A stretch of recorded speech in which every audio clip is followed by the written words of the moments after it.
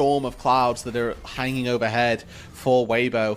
Down 4,000 gold, tier 1 turrets falling on side lanes, now collapsing in mid lane as well. When your Sivir can't wave clear again, just speaks to the pretty shocking state of affairs that you're currently finding yourself in. I think Jackie Love best demonstrated in one of the top esports games.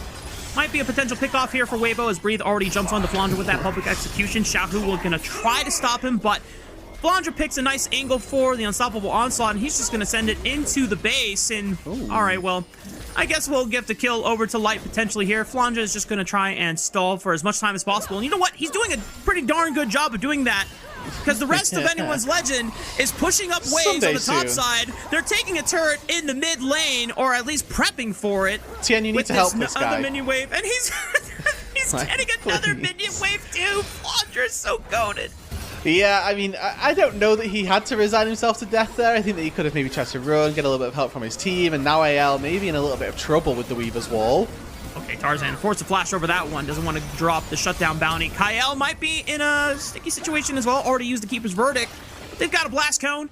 30 seconds away from this Baron spawning Rude. I imagine if AL just want to continue making this game very fast-paced, they can just easily start it right on spawn.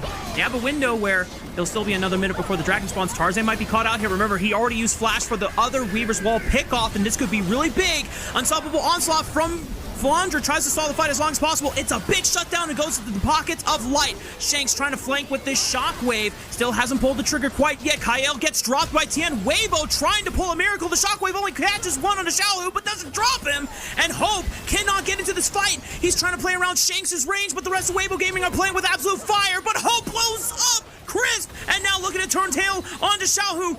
Everyone is so low. Hope has to go forward, but he's baited in by Weibo. Is he doing it? And he drops Light as well. Xiaohu, the only survivor, but anyone's legend star 80 carry. 200 HP here this entire fight. Does he recall? No. He knows he's safe, so he's able to just sit back, provide that little bit of support, use the ball from the Orianna, and keep everybody alive.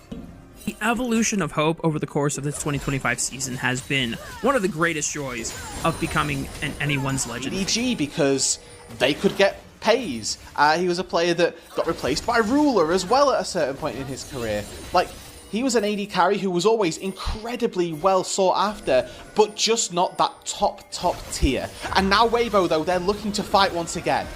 Kael winding up the hammer for the Keeper's Verdict, punts away one as they slam Tien into the wall. The Crescent Guard not going to be able to block as much damage because they're all right on top of him. Breathe rejoins the fight. Chris trying to do as much as he can, but the shockwave is great. It catches Light and Crisp in the folly. And